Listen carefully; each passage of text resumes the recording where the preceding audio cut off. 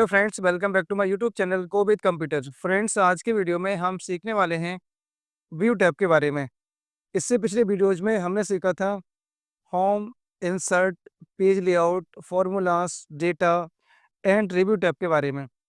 यदि आप एक्सेल को बिल्कुल शुरुआत से बिल्कुल बिगिनिंग से सीखना चाहते हैं तो मैंने इसके लिए एक पूरी प्लेलिस्ट बनाई हुई है यूट्यूब के ऊपर। आप उस प्लेलिस्ट को फॉलो कर सकते हैं। तो आज जो हम बात करने वाले हैं व्यू टैब के बारे में, जिसके अंदर आप देख सकते हैं जो पहला ग्रुप है वो है वर्क बुक व्यूज, दूसरा है आपका शो, और तीसरा आपका जूम, और चौथा आपका window, and last one is macros. तो वन बाय वन एक एक ग्रुप के बारे में बात करने वाले हैं। तो फ्रेंड्स, इस ग्रुप की मदद से जो पहला ग्रुप है वर्क बुक व्यूज, इसकी मदद से हम डेटा को डिफरेंट डिफरेंट मोड में व्यू कर सकते हैं। जैसे कि आप देख सकते हैं यहाँ पर कुछ डमी डेटा बनाया हुआ है ना। अब इसी डमी डेटा को मैं कई तरीके से व्यू कर सकता हूँ, जिसके अंदर पहला व्यू है नॉर्मल व्यू। ये डिफ़ॉल्ट व्यू होता है। इसके बाद है पेज ब्रेक प्रीव्यू। जैसे मैं इस पर क्लिक करूँगा, आप देख सकते हैं ये आपका पेज ब्रेक प्रीव्यू है, जिसकी मदद से आप देख सकते हैं कि आपका जो डेटा है वो कितने पेज पर आने वाला है। जैसे page 1, page 2, page 3, page 4, page 5 and page 6। और यहाँ देख सकते हैं एक ब्लू लाइन है, एक ब्लू लाइन ड्रॉ हो रखी है, जिसकी मदद से आप देख सकते हैं कि जो पहले पेज पे डेटा आने वाला है वो डेटा यहाँ तक पहले पेज पर आएगा, है ना। और इसके बाद ये डेटा आपका सेकंड पेज पर आने वाला है ना। तो इसी तरीके से आप देख सकते हैं जो आपका डेटा है, ये डेटा जब आप प्रिंट आउट निकालेंगे तो डेटा आपके 6 पेज के अंदर आप प्रिंट होकर आएगा। इसके बाद है पेज लेआउट। पेज लेआउट के अंदर आप देख सकते हैं कि आपने जो भी हेडर फोल्डर लगाए होंगे, है ना, वो भी व्यू कर सकते हैं इसके अंदर। नेक्स्ट है आपका कस्टम व्यू। तो पहले मैं क्या करता हूँ, डेटा को नॉर्मल व्यू में नॉर्मल मोड करता हूँ। मैंने नॉर्मल मोड कर दिया और इसके बाद आप देख सकते हैं यहाँ पर कस्टम व्यू। तो कस्टम व्यू की मदद से हम डेटा को मतलब एक अलग ही तरीके से व्यू कर सकते हैं। जैसे मान लो मुझे इतना डेटा व्यू करना है बस खाली। इसके लिए पहले क्या करेंगे, क्लिक करूंगा मैं कस्टम व्यू, और इसके बाद इसका मैं कुछ नाम दे दूंगा। तो इस तरह की विंडो ओपन हुई है जिसमें ऐड, यहाँ लिखा मैंने ए। और इसके बाद मान लो मुझे इतना डेटा व्यू करना है फिर, तो सिंपली मैं सेलेक्ट करूंगा और कस्टम व्यू, ऐड, और नाम दे दिया मैंने वी। Just click. अब फिर मुझे इतना डेटा व्यू करना है, कस्टम व्यू, ऐड, और नाम दे दिया मैंने सी। देखो, आप नाम कुछ भी दे सकते हैं, है ना। और आप मीनिंगफुल नाम दें, ज़्यादा बढ़िया है। मैं तो आपको एक मतलब समझाने की कोशिश कर रहा हूँ, तो मैंने इसीलिए ए बी सी नाम दे दिया है ना। आप कुछ भी नाम दे सकते हैं। हाँ, अब मान लो मुझे क्या करना है, डेटा को कस्टम डेटा देखना है, तो सिंपली मैं क्लिक करूंगा और मुझे देखना है ए वाला सेक्शन। देखो, सिंपली आपको क्या करना है, सेलेक्ट करना है जो भी सेक्शन आपको देखना है, ए बी सी, ए, और सिंपली सो आप देख सकते हैं इस तरीके से, है ना। ये डेटा आप व्यू कर सकते हैं। इसी तरीके से आपको यदि आपको देखना है सी वाला सेक्शन, सिम सेलेक्ट करेंगे और शो कर देंगे, तो आप देख सकते हैं ये सी वाला सेक्शन है। तो इस तरीके से वर्कबुक व्यूज ग्रुप की मदद से आप डेटा को डिफरेंट डिफरेंट मोड में व्यू कर सकते हैं। इसके बाद अगला शो। तो ये ग्रुप बड़ा सिंपल है, जिसकी मदद से आप क्या कर सकते हैं, जैसे मान लो ये देख सकते हैं, ये आपके सीट के अंदर ये क्या है, कुछ लाइन्स हैं जिसको हम क्या बोलते हैं, ग्रिड लाइन्स बोलते हैं, है ना। इसको हम क्या बोलते हैं, फॉर्मूला बार बोलते हैं, इसको हम एड्रेस बार बोलते हैं, है ना। यदि इन सबको आपको व्यू कर देखना है ना, आपको शो करना है या हाइड करना है। जैसे मान लो पहले बात करते हैं रूलर की। तो रूलर क्या होता है, तो पहले हमें क्या करना है, पेज लेआउट मोड पे क्लिक करना होगा जब ये ऑप्शन इनेबल होगा। तो सिंपली मैं क्लिक करूंगा पेज लेआउट, आप देख सकते हैं रूलर क्या हो गया, इनेबल हो गया। और इधर देख सकते हैं जो आपको दिख रहा है ना, ये 1 1 2 3 4 5 6 7 8 9, इसी को बोलते हैं रूलर। यदि आपको नहीं देखना तो अनचेक कर दीजिए। देखो, अनचेक कर देंगे तो रूलर आपका हाइड हो गया, और अगर चेक कर देंगे तो अनहाइड हो गया, इस तरीके से, है ना। आपको देखना है या नहीं देखना। इसी तरीके से आपको ग्रिड लाइन, मैं डेटा को 1 सेकेंड नॉर्मल व्यू में कर लेता हूँ।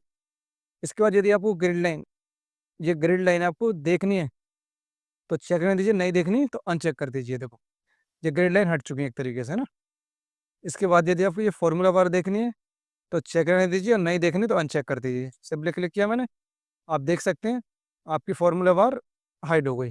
चाहिए आपको तो सिंपली क्लिक कर दीजिए। इसके बाद हेडिंग्स, जैसे A B C D E F G, ये आपके कॉलम नेम है। 1 2 3 4 5 6 ये आपकी रो नंबर्स हैं।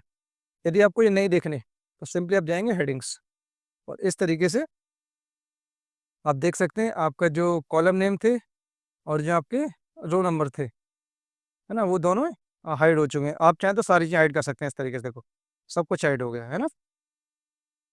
आपको चाहिए तो आप सिंपली इनको चेक कर दीजिए। इसके बाद जूम, आपको डेटा को जूम करना है तो सिंपली क्लिक करेंगे, है ना। जूम करने के लिए आप देख सकते हैं यहाँ पर मैग्नीफिकेशन के अंदर आपको कितने परसेंट जूम करना है। 200%, 100%, 75%। यदि आपको करना है 75%, जस्ट क्लिक हेयर। आप देख सकते हैं, है ना, डेटा क्या हो गया, जूम हो गया। आपको देखना है 200% तो सिंपली क्लिक करेंगे ओके, तो डेटा 200 पिक्सल क्या हो गया, जूम हो गया। आप इस काम को यहाँ से भी कर सकते हैं, आप देख सकते हैं, है ना। सिंपली माइनस वाले बटन पर क्लिक करेंगे, आप देख सकते हैं यहाँ पर डेटा, हाँ आपको जूम करना है ना, इस तरीके से। और जूम इन जूम आउट कर सकते हैं, जूम आउट करना है या जूम इन करना है आपके लिए ना। इसके बाद आप यहाँ भी कस्टम मतलब यहाँ भी टाइप कर सकते हैं, जैसे आपको कितना चाहिए 150 पिक्स, हाँ परसेंट आपको जूम चाहिए। देखो ये हो गया, है ना। आपको 100% चाहिए, सिंपली आप क्लिक कर दें यहाँ पर। इसके बाद यदि कोई आपको स्पेसिफिक एरिया को जूम कराना है, जैसे मान लो इसको सेलेक्ट कर दिया, सिंपली क्लिक करेंगे आप जूम टू सिलेक्शन, तो जो आपने भी डेटा सेलेक्ट कर रखा है वही जूम होगा। और इसके बाद आपको बताना है कितने परसेंट जूम करना है, तो सिंपली जाएंगे जूम और कर 200 पिक्सल। आप देख सकते हैं 200 पिक्सल आपका डेटा जूम हो गया। आपको क्या करना है, 1 सेकेंड क्लिक करना है 100%, तो डेटा एज इट इज हो गया जैसे पहले था, है ना। इसके बाद अगला है हमारा विंडो, है ना। तो विंडो का इस्तेमाल तब किया जाता है जब मान लो हमें क्या करना है, ये एक सीट है और इसी सीट का हमें क्लोन बनाना है। तो सिंपली क्लिक करेंगे, आप देख सकते हैं यहाँ पर view tab sheet to practice. अब यहाँ देखेंगे, मैं क्लिक करता हूँ न्यू विंडो, तो आप देख सकते हैं यहाँ पर प्रैक्टिस टू लिखा गया, है ना, इस तरीके से। तब क्या हुआ, अब ये 2 विंडो हो गई, है ना। आप चाहें तो और विंडो ओपन कर सकते हैं यहाँ से, है ना। इसके बाद अरेंज, अब 2 विंडो जो ओपन हुई है इनको आपको अरेंज करना चाहते हो सिंपली, तो देखो आप कई तरीके से अरेंज कर सकते हैं। Tiled, horizontal, vertical, cascade. आपको टाइल्ड करना है तो ओके करेंगे, ये टाइल्ड क्या हुआ आपका, हाँ मतलब क्या हो गई, अरेंज हो गई।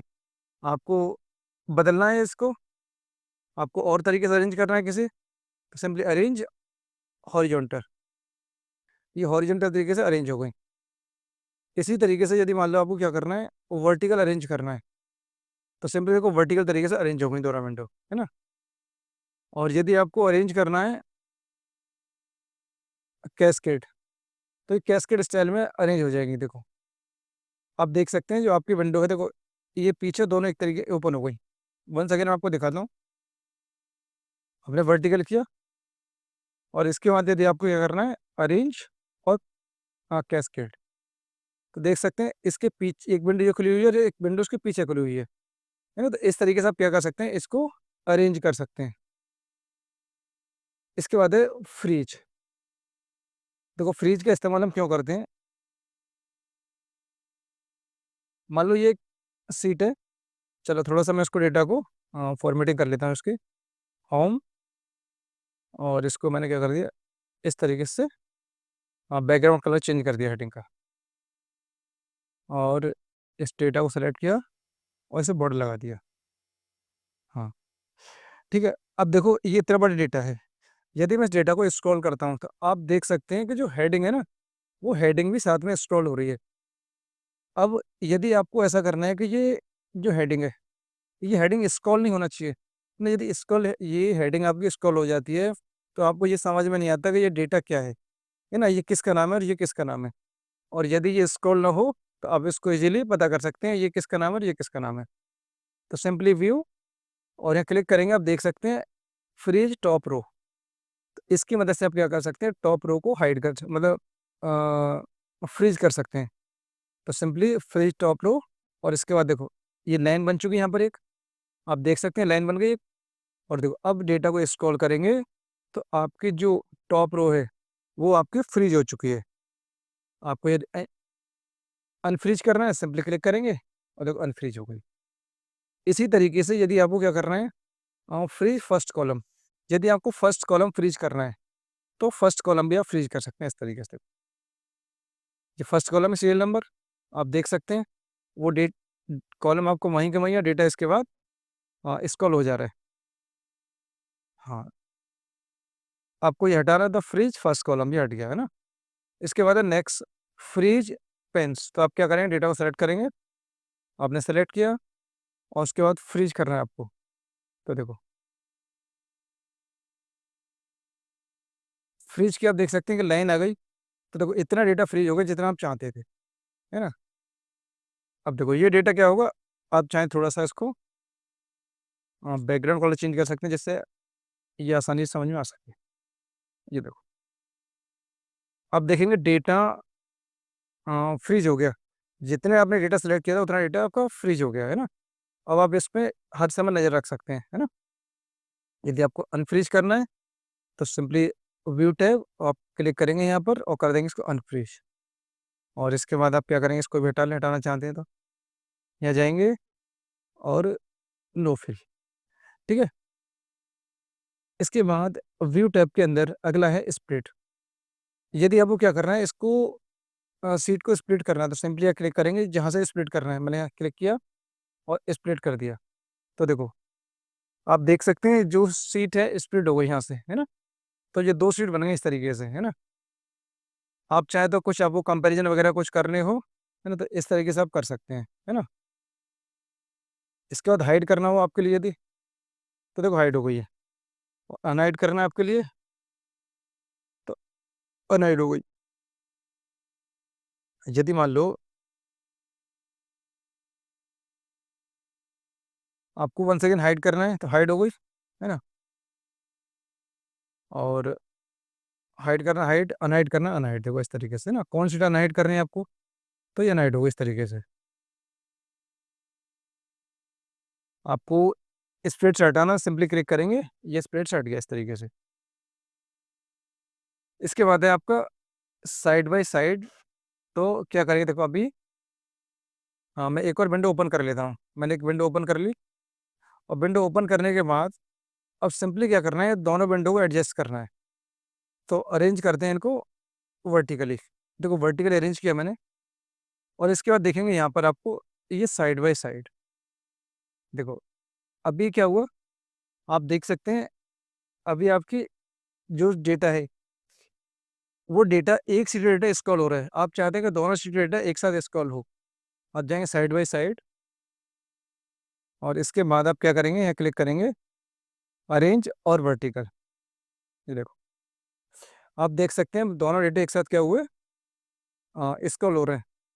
और ये किसकी वजह से हो रहे हैं, ये हो रहे हैं ये सिंक्रोनस स्क्रॉलिंग। यदि इसको आप क्या कर देंगे, क्लिक कर देंगे यहाँ, इसके बाद देखेंगे तो एक ही सीट ही स्क्रॉल होगी। आप यहाँ क्लिक कर देंगे तो ये वाली सीट स्क्रॉल हो जाएगी। और यदि आप क्या करेंगे, सिंपली यहाँ सेलेक्ट कर देंगे तो देखो अब दोनों सीट एक साथ स्क्रॉल होंगी। आप चाहें तो इसको रिसेट भी कर सकते हैं, है ना। रिसेट कर दिया है ना, जैसी थी वैसे हो गई। हाँ इसके बाद स्विच विंडो। देखो स्विच विंडो का मतलब आपको कौन सी विंडो में आना है, 1 और 2, ये आ गए और ये चले गए। इस तरीके से आप क्या कर सकते हैं, विंडो को स्विच कर सकते हैं, है ना। इस ऑप्शंस का इस्तेमाल तब किया जाता है जब हम VLOOKUP फॉर्मूला जब लगाते हैं, एक से ज़्यादा सीट पर जब VLOOKUP लगाएंगे तब हम स्विच विंडो का इस्तेमाल हम करते हैं। बिना स्विच विंडो यूज किए हम मतलब एक से ज़्यादा वर्कबुक पे या एक से ज़्यादा सीट पर VLOOKUP फॉर्मूला नहीं लगा सकते। लास्ट वाला है मैक्रो, तो इसको हम एक सेपरेट वीडियो के अंदर समझने वाले हैं। तो फ्रेंड्स आई होप, मैं उम्मीद करता हूँ कि व्यू टैब भी आपको समझ में आया होगा, है ना। यदि आपको इसके अंदर कुछ डाउट होता है तो प्लीज़ आप मुझे कमेंट बॉक्स में मेरे से पूछें, है ना। मैं आपके जो भी डाउट है मैं डाउट क्लियर करने की कोशिश करूँगा। यदि आपको वीडियो पसंद आए तो प्लीज़ वीडियो को लाइक करें, चैनल को अभी सब्सक्राइब करें और अपने दोस्तों को साथ शेयर करना बिल्कुल भी ना भूलें, क्योंकि इस चैनल के ऊपर मैंने एक्सेल की पूरी प्ले लिस्ट एक बनाई हुई है जिसको देखकर आप पूरे एक्सेल को बिल्कुल फ्री ऑफ कॉस्ट सीख सकते हैं। Thank you so much watching my video.